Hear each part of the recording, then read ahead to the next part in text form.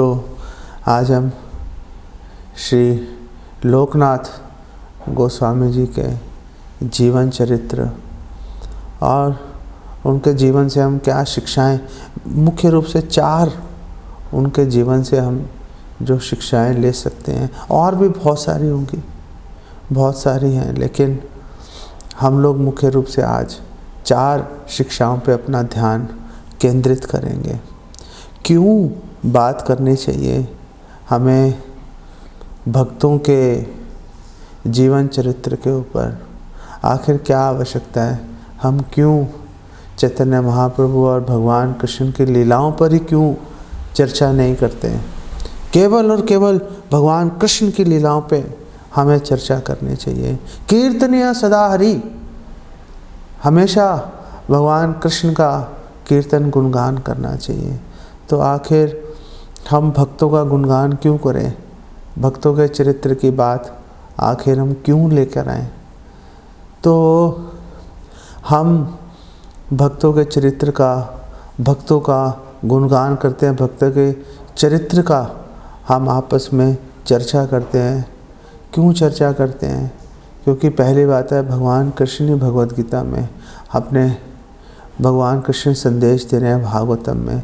वो कह रहे हैं कि जो मेरा भक्त है उसको तो मैं अपना भक्त गिनता ही नहीं, जो मेरे भक्तों का भक्त है उसी को मैं अपना भक्त गिनता हूँ। और दूसरी बात यह है कि भगवान कृष्ण जो हैं वो कभी भी अकेले नहीं रहते। हमेशा भगवान कृष्ण जैसे एक राजा हमेशा अपने मंत्रियों से, परिवार वालों से, प्रजा से घिरा रहता है, ऐसे ही भगवान कृष्ण भी हमेशा अपने सखाओं से, अपने भक्तों से घिरे रहते हैं। अगर हमने भगवान कृष्ण को अप्रोच करना है, भगवान कृष्ण के पास जाना है, उनसे संबंध स्थापित करना है, तो केवल और केवल एक भक्त के माध्यम से ही वो संबंध स्थापित हो सकता है। और फिर मान लेता हूँ कि 1% ऐसा अवसर ही आ गया कि बिना भक्त की कृपा के, बिना भक्त से संबंध बनाए हम भगवान कृष्ण के सामने जाके खड़े हो गए, उनके सामने जाके खड़े हो गए, तब क्या। तो श्रीला रघुनाथ दास गोस्वामी कहते हैं, वो कह रहे हैं कि अगर मैं कहीं जा रहा हूँ और रास्ते में भगवान कृष्ण अगर अकेले दिखाई देंगे और उन्होंने मुझे बुलाया, इधर आओ, कह रहे मैं नहीं जाऊँगा। अरे भगवान कृष्ण बुला रहे हैं, क्यों नहीं जाओगे? अरे उनके पास जाऊंगा, सामने चला गया, बोलूँगा क्या? मुझे तो बोलना भी नहीं आता। भगवान कृष्ण को क्या प्रार्थना करूँगा, क्या सेवा मांगूंगा, क्या बोलूँगा, वो मुझे कुछ बोलेंगे, उसका क्या जवाब दूंगा? मेरे को इसकी जानकारी नहीं है, मैं तो नहीं जाता। वो बुलाएंगे तब भी नहीं जाऊँगा। और फिर आगे कहते हैं कि अगर मैं जा रहा हूँ और भगवान कृष्ण अपने भक्तों के साथ खड़े हैं, नहीं बुला रहे, अरे भाई तुम मत आना, फिर भी चला जाऊँगा, क्योंकि भक्तों का संरक्षण प्राप्त है। मेरे से कुछ गलती हुई, भक्त संभाल लेंगे, भक्त बात को पकड़ लेंगे, भक्त बोलेंगे भाई ठीक है, कोई बात नहीं, हो जाता है, चलो आ जाओ, तुम ऐसे नहीं ऐसे कर लो। भगवान कृष्ण के सामने जाके सीधा कुछ उल्टा सीधा कर दिया तो भगवान कृष्ण तो पता नहीं क्या कर देंगे, मुझे कैसे रिएक्ट करेंगे भगवान कृष्ण, क्या बोलेंगे। लेकिन भक्त बीच में होंगे, बात संभाल लेंगे, भक्त मुझसे गलती होगी संभाल लेंगे। जैसे काल कृष्णदास है, चैतन्य महाप्रभु की साक्षात सेवा में लगा हुआ है, दक्षिण भारत की यात्रा के समय गलती हो गई, भट्टाधारी के पीछे दौड़ गया वो, सुंदर स्त्री धन देख के, महाप्रभु को छोड़ के, और महाप्रभु जाके उसको बालों से खींच के वापस ले आए, और महाप्रभु लेके दक्षिण भारत से उसको ध्यान रखते हुए उसका लेके पुरी तक आ गए उसको, और पुरी में आए, और पुरी में आते ही महाप्रभु ने उसको धक्का मारा, अरे हटाओ इसको मेरे सामने से, दोबारा मेरे सामने नहीं आना चाहिए ये। मुझे छोड़ के चला गया, ये मुझे छोड़ के चला गया, हटाओ इसको। भक्तों ने हटा लिया, भक्तों ने हटा लिया।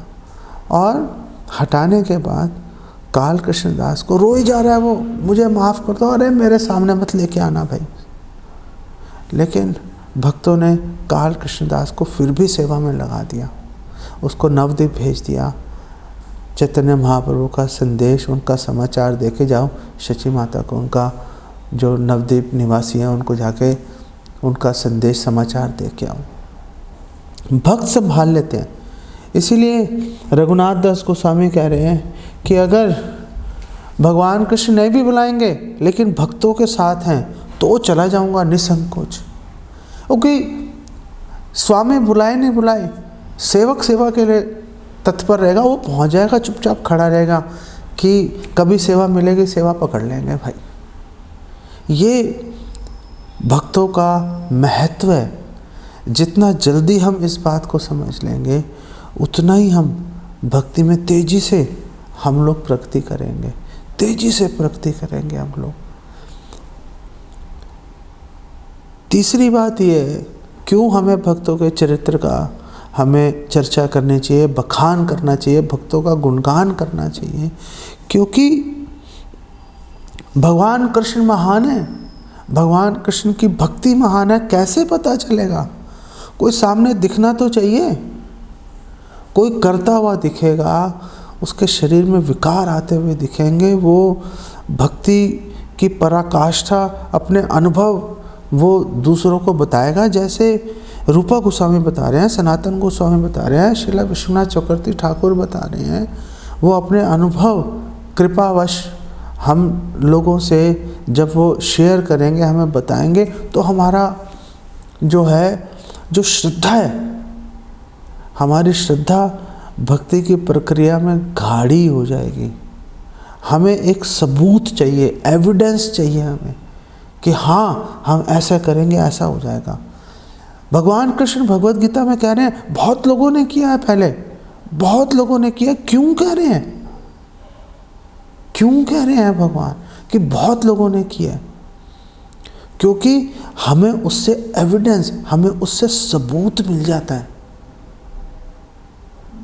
हमें ये आश्वासन मिल जाता है। हम आश्वासन को खोज रहे हैं, हम खोज रहे हैं कि हाँ कोई तो हो जिसने जो कर रहा हो और उसको उसका फल, वो उसने वो कृष्ण प्रेम का फल चख लिया हो।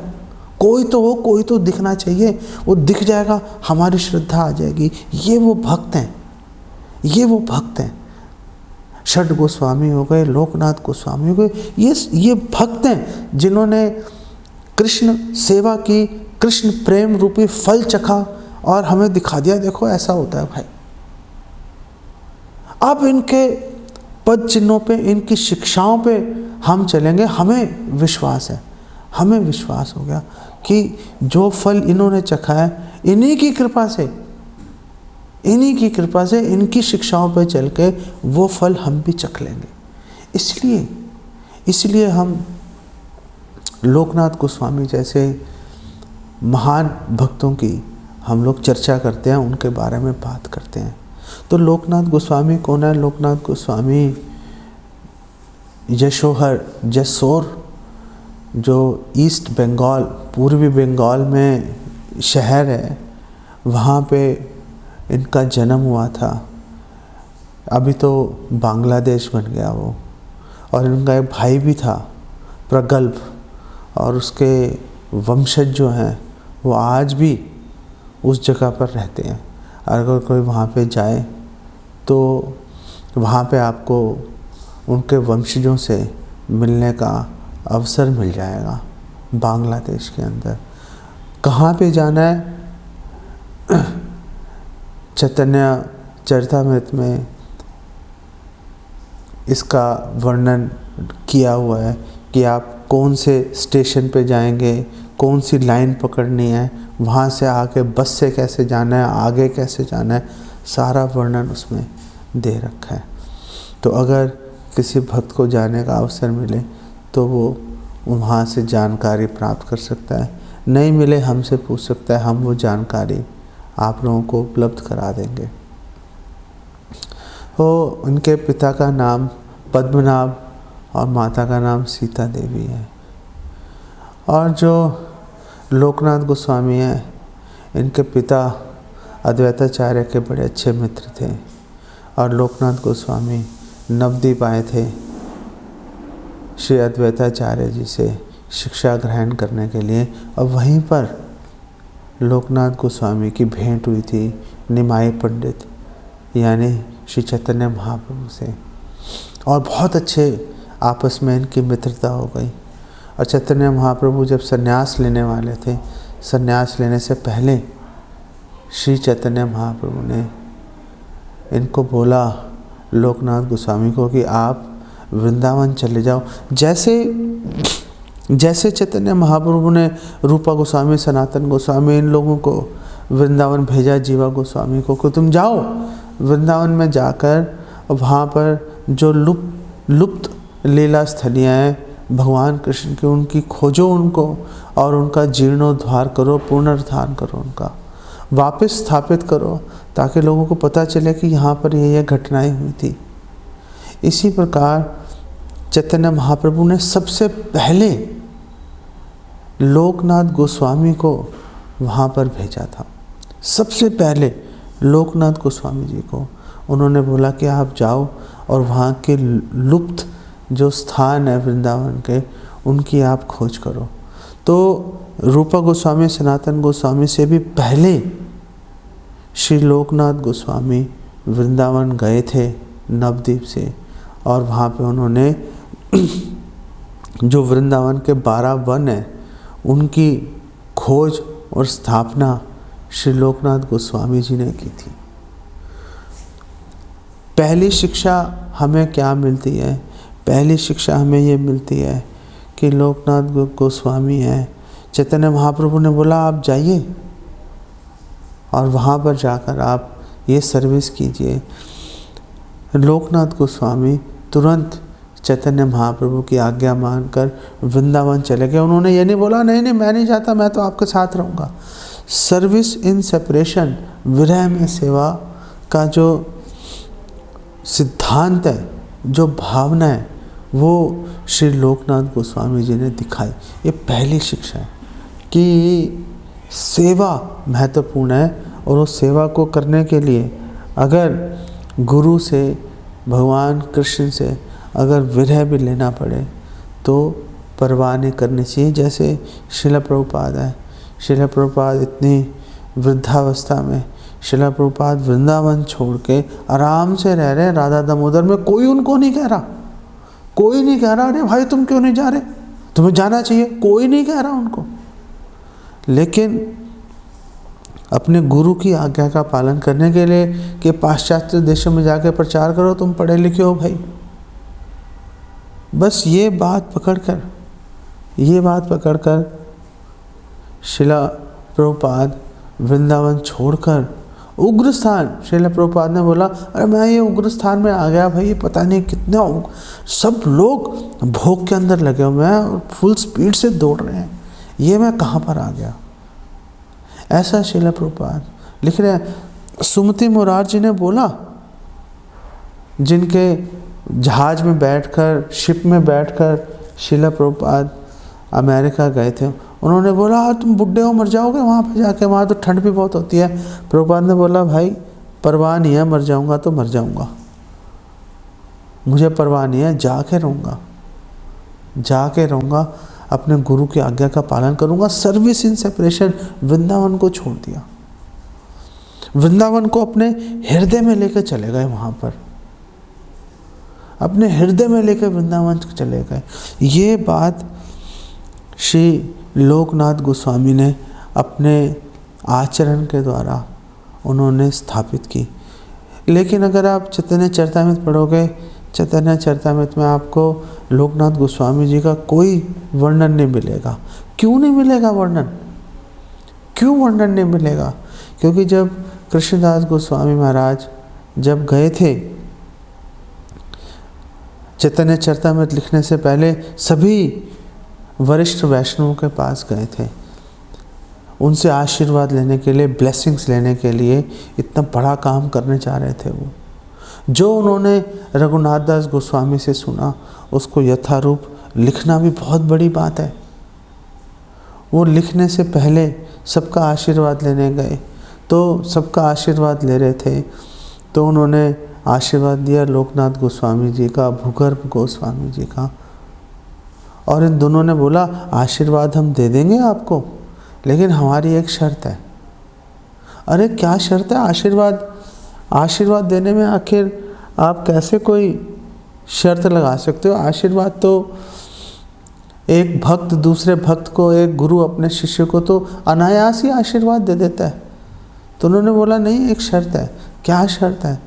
कि आप हमारा नाम उस महान ग्रंथ में जिसमें श्री चैतन्य महाप्रभु का नाम आ रहा है, हम इतने निकृष्ट हैं, हम इतने नीच हैं कि जिस पुस्तक में, जिस ग्रंथ में चैतन्य महाप्रभु का नाम आ रहा है, उस पुस्तक में चैतन्य महाप्रभु के नाम के साथ हमारा नाम आखिर कैसे आ सकता है? हम आपको आशीर्वाद दे सकते हैं, लेकिन शर्त यह है कि हमारा नाम आप अपने ग्रंथ में नहीं लिखेंगे। और कृष्णदास कविराज गोस्वामी जी ने उसको एक्सेप्ट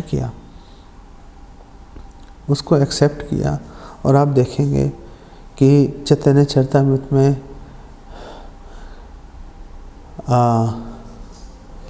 लोकनाथ गोस्वामी और भूगर्भ गोस्वामी का वर्णन नहीं मिलेगा आपको। सिर्फ उनकी शाखाओं के रूप में वर्णन है, उसके आगे वर्णन नहीं किया। उन्होंने उनकी इच्छाओं का सम्मान किया। ऐसे नहीं किया उन्होंने, अच्छा आप आशीर्वाद दे दो, अरे देख लेंगे, कर देते हैं भाई। जो उन्होंने गुरु ने बोला वैसा करके दिखाया उन्होंने, कृष्णदास कविराज गोस्वामी ने। तो ये जो दीनता है, जो ह्यूमिलिटी है, जो विनम्रता है, ये दूसरी शिक्षा हमें श्री लोकनाथ गोस्वामी जी के जीवन चरित्र से हमें प्राप्त होती है।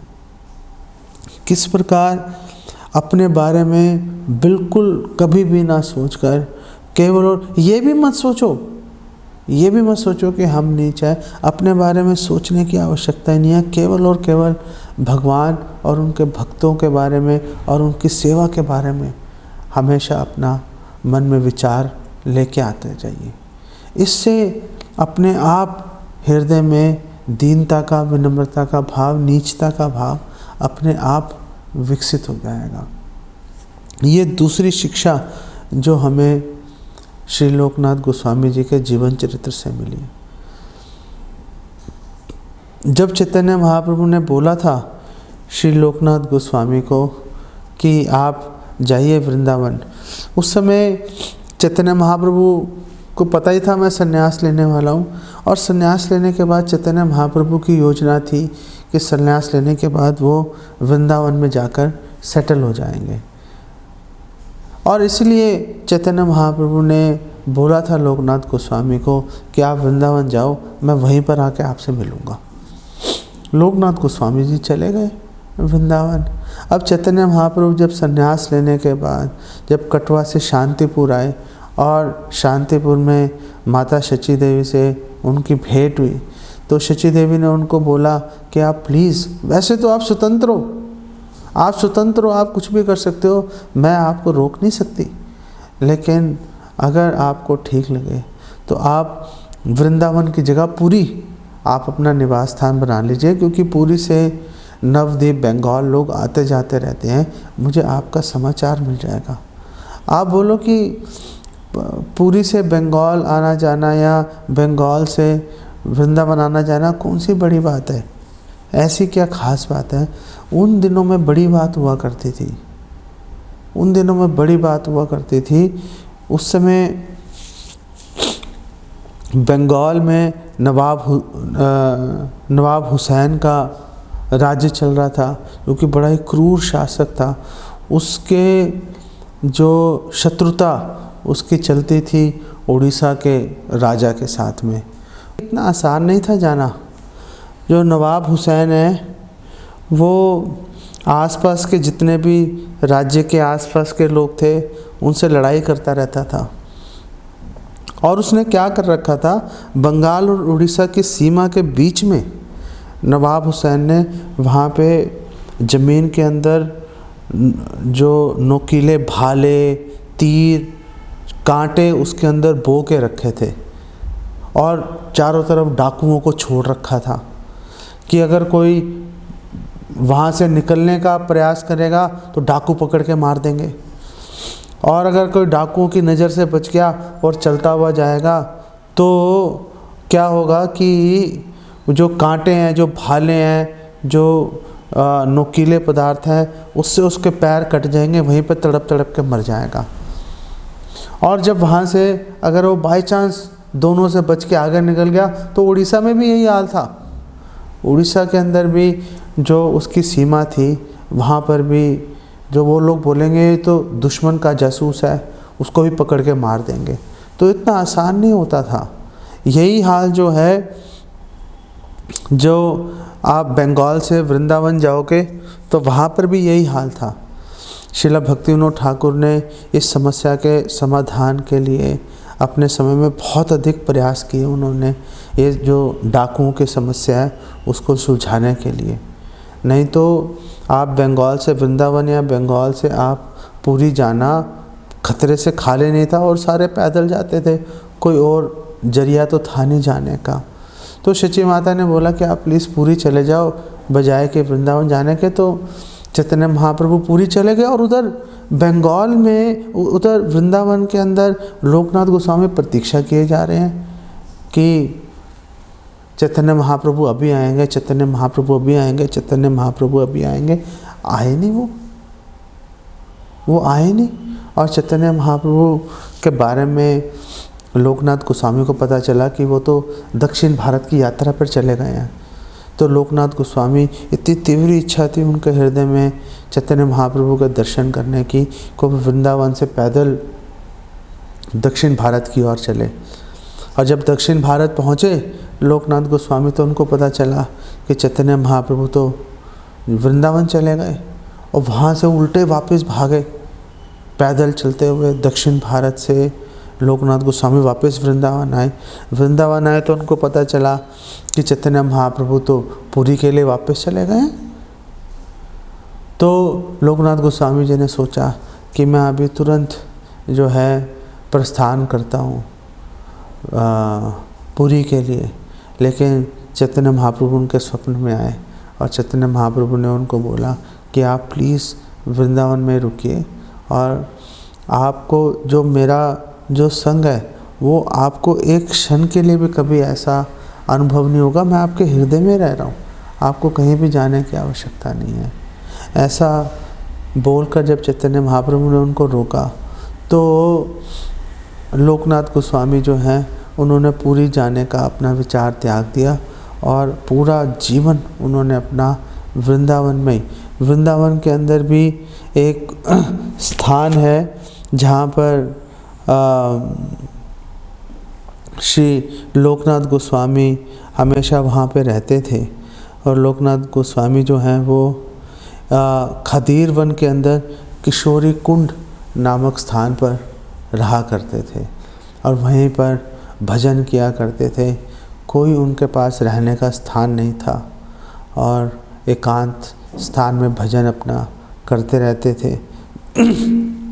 यही वो स्थान है किशोरी कुंड खदीर वन के अंदर, जहाँ पर लोकनाथ गोस्वामी जी की इतनी तीव्र इच्छा थी भगवान कृष्ण की सेवा करने की कि भगवान कृष्ण स्वयं एक ब्राह्मण का रूप धारण करके आए और उनको अपने विग्रह श्री राधा विनोद उनको प्रदान किए, छोटे से विग्रह। और ब्राह्मण के रूप में भगवान कृष्ण आए, उन्होंने बोला अब इनकी सेवा करो आज से, और अंतर्ध्यान हो गए। लोकनाथ गोस्वामी देख रहे हैं, अरे कहाँ गए, कौन है वो, कौन मुझे दे क्या विग्रह ये। तो फिर उनके स्वप्न में आके भगवान कृष्ण ने बोला, अरे भाई कौन आएगा, मैं खुद ही आया था, मैं खुद ही आया था। तुम्हारी इतनी तीव्र इच्छा थी, तुम्हारी इतनी तीव्र इच्छा थी कि मुझे खुद ही आके तुम्हें अपने विग्रह प्रदान करने पड़े। अब तुम उनकी सेवा करो। और राधा विनोदी लाल जी ने उस समय श्री लोकनाथ गोस्वामी को बोला, भाई बड़ी भूख लगी है, कुछ खाने वाने का इंतज़ाम करो। तो बहुत ही प्रसन्नतापूर्वक श्री लोकनाथ गोस्वामी जो हैं उन्होंने फल फूल इत्यादि इकट्ठे किए और भगवान को भोग लगाया और उनके विश्राम इत्यादि करने का उन्होंने स्थान बनाया। स्थान कौन सा बनाया उन्होंने? स्थान उन्होंने बनाया कि उन्होंने फटे पुराने कपड़े का एक थैला बनाया, उस थैले में उनको रख के अपने गले में बांध लिया। तो राधा विनोदी लाल जी जो हैं उनका जो मंदिर है, जो टेम्पल है, कई वर्ष तक लोकनाथ गोस्वामी जी के जो हृदय है, जो उनका गला है, उसमें वो लटका हुआ थैला बना रहा। और जब बारिश आती थी तो लोकनाथ गोस्वामी जी राधा विनोद जी के विग्रहों को एक वृक्ष के कोटर में रख देते थे और खुद बाहर खड़े होकर भीगते रहते थे। इतनी तपस्या, इतनी विनम्रता से श्री लोकनाथ गोस्वामी भगवान की सेवा कर रहे थे। ये तीसरी शिक्षा हमें श्री लोकनाथ गोस्वामी जी के जीवन से प्राप्त होती है कि भगवान की सेवा करने की तीव्र प्रगाढ़ इच्छा होनी चाहिए हमारे हृदय में। अगर हमारे हृदय में भगवान की सेवा की प्रगाढ़ इच्छा होगी तो जाकर भगवान हमें अपनी सेवा में लगाने के लिए स्वयं प्रयासरत हो जाएंगे। जिस प्रकार भगवान कृष्ण स्वयं आकर उन्होंने श्री लोकनाथ गोस्वामी जी को अपने विग्रह प्रदान किए और सेवा में लगाया, उसी प्रकार हमें भी सेवा के अवसर मिलेंगे। शर्त यह है कि हमारे हृदय में वो प्रगाढ़ इच्छा होनी चाहिए भगवान के विग्रहों की सेवा करने की, भगवान की सेवा में, भगवान के भक्तों की सेवा में जुड़ने की। तो भगवान अवश्य हम पे अनुग्रह करेंगे। तीव्रेन भक्ति योगे, तीव्रता से भक्ति करने का ही फायदा है।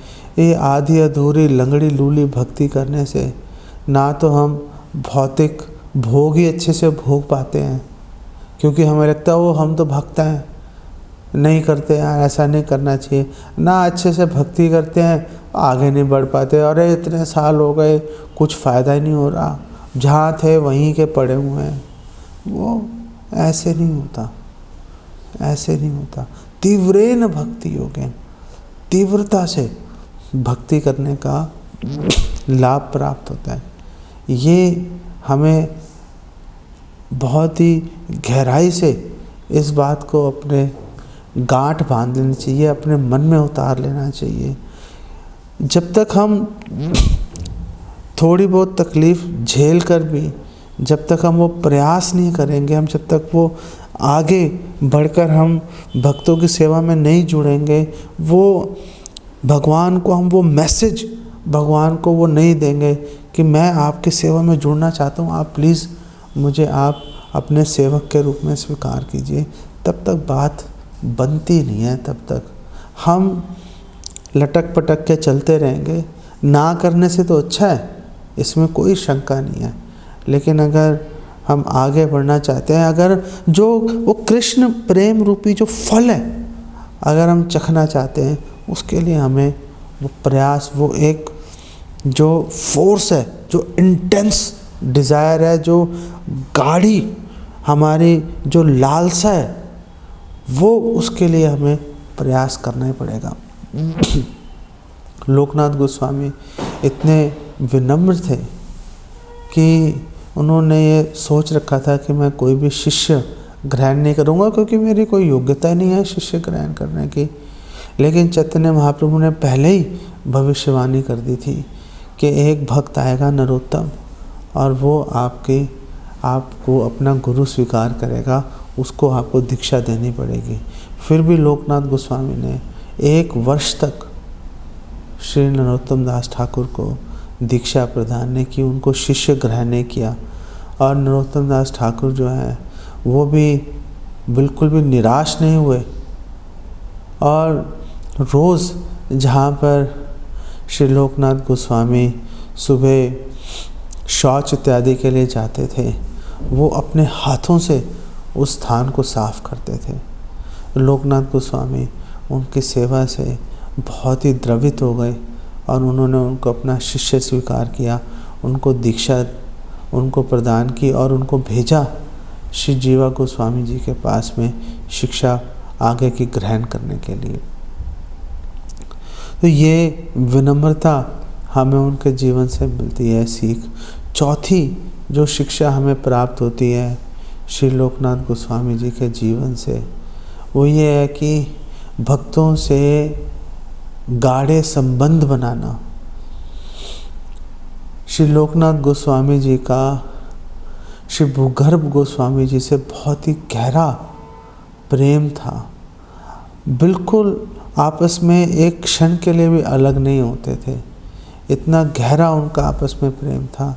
जैसे हमें भागवतम में वर्णन मिलता है कि जिस प्रकार श्री नारद जी का प्रेम है पर्वत मुनि के साथ में, जहाँ भी जाएंगे नारद जी और पर्वत मुनि हमेशा साथ में चलते मिलेंगे आपको। जिस प्रकार श्री नरोत्तम दास ठाकुर का जो प्रेम है, उनका प्रेम श्री रामचंद्र चक्रवर्ती के साथ में है। इतनी गहरी लालसा है। नरोत्तम दास ठाकुर बार बार बोल रहे हैं कि मुझे संग चाहिए रामचंद्र का, मुझे संग चाहिए। और एक जगह तो वो बोल रहे हैं रामचंद्र कबीराज सही संगे मोर काज, तार संग बिनु सब शून्य।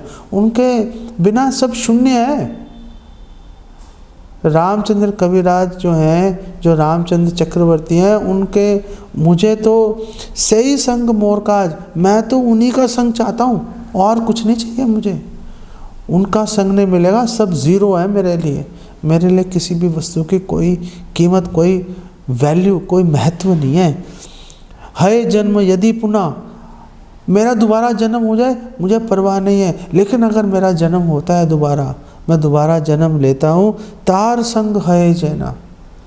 तो मेरी यही प्रार्थना है कि मुझे उनका संग प्राप्त हो जाए, तब है नरोत्तम धन्य। तब सोचूंगा मेरा जीवन धन्य हो गया। अरे तुमने दोबारा जन्म लिया, इसका मतलब तुम्हारी भक्ति अधूरी रह गई। अरे भैया, मैं दोबारा जन्म लेके अगर मुझे रामचंद्र कविराज का संग मिल गया ना, तो जन्म लेने का, दोबारा जन्म लेने का दुख मुझे खलेगा नहीं, मेरा जीवन धन्य हो जाएगा, क्योंकि मुझे रामचंद्र कविराज का संग मिल गया। ये गाढ़ा प्रेम, ये जो भक्तों के आपसी संबंध, ये बहुत महत्वपूर्ण विषय है।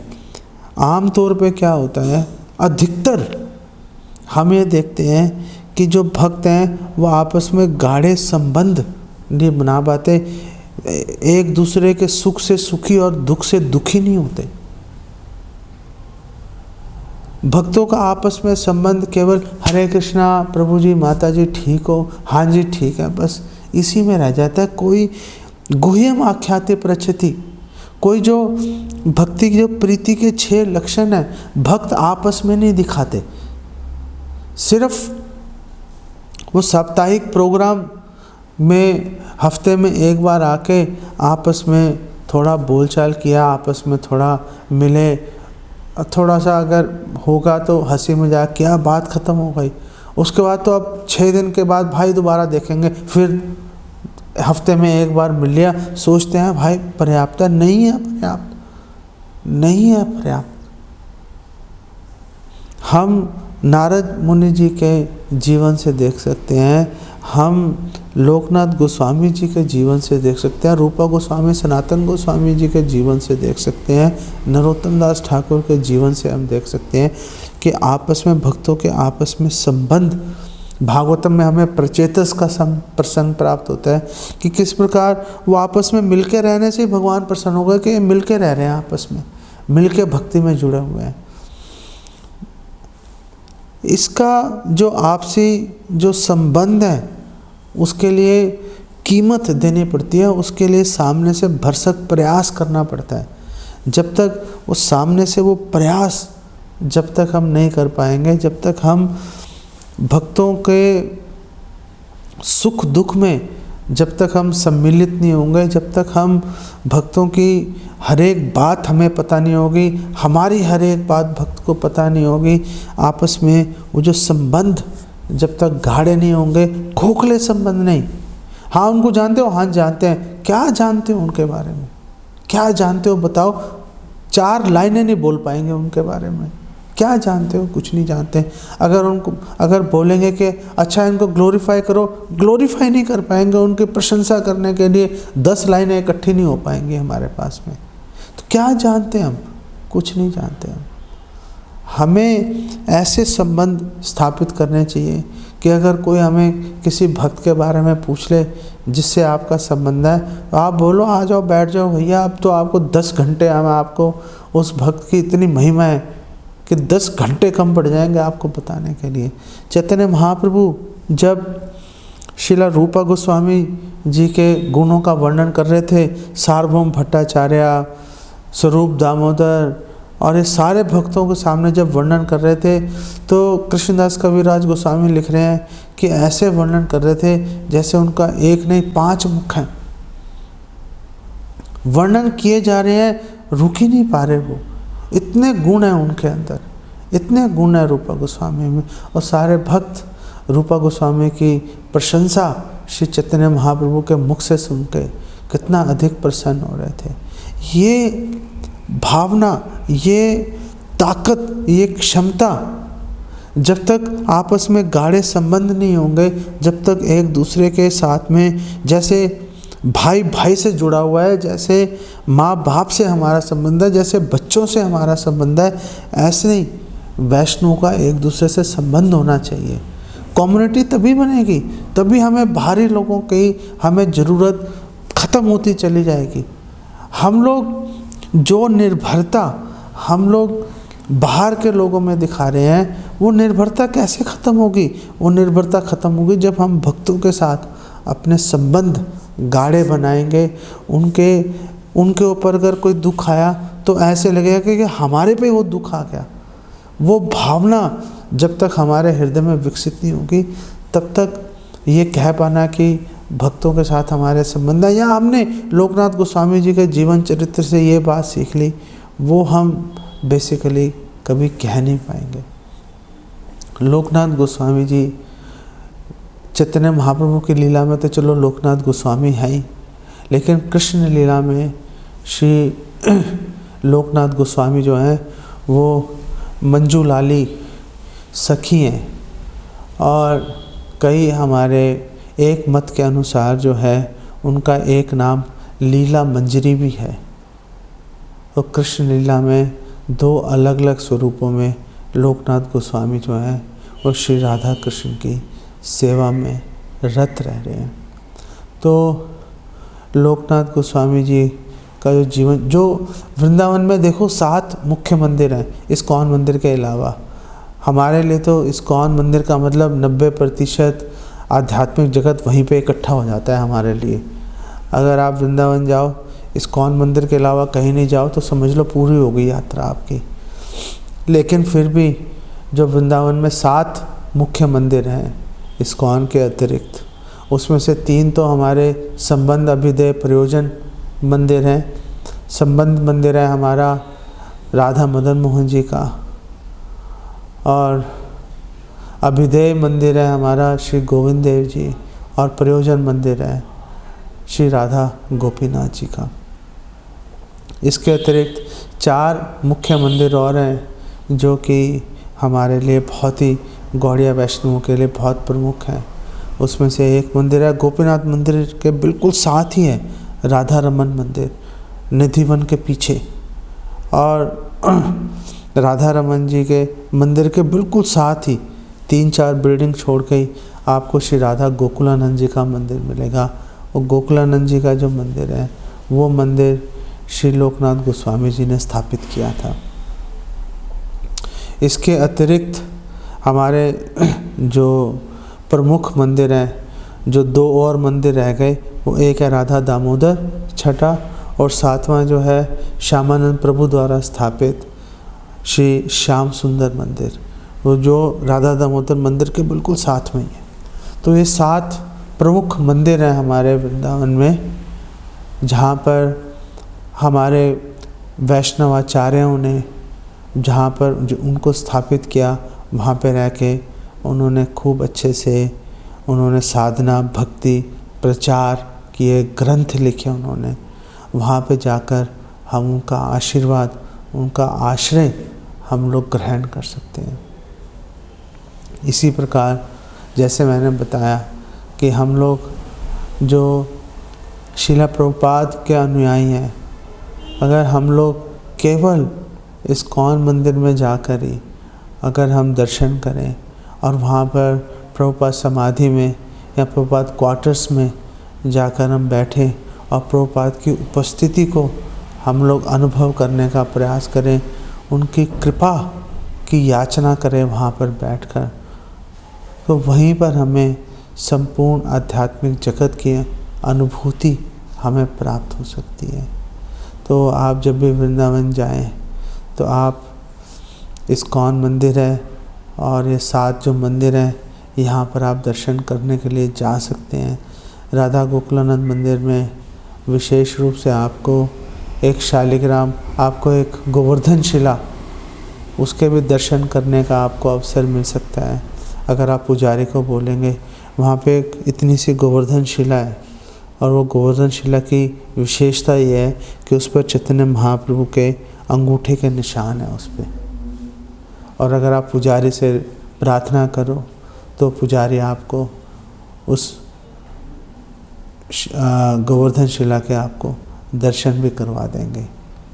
तो आप सबसे प्रार्थना है कि आप सब श्रीला लोकनाथ गोस्वामी जी के जीवन चरित्र को अच्छे से उसको सुनिए, बार बार सुने और उनके जीवन चरित्र को, अपने उनकी शिक्षाओं को, उनके गुणों को अपने जीवन में उतारने का प्रयास करें और अधिक से अधिक बहुत ही गाढ़ी इच्छा रखते हुए भगवान की व्यवहारिक सेवा में जुड़ने का प्रयास करें। इसको मैं यहीं पे विराम देता हूँ।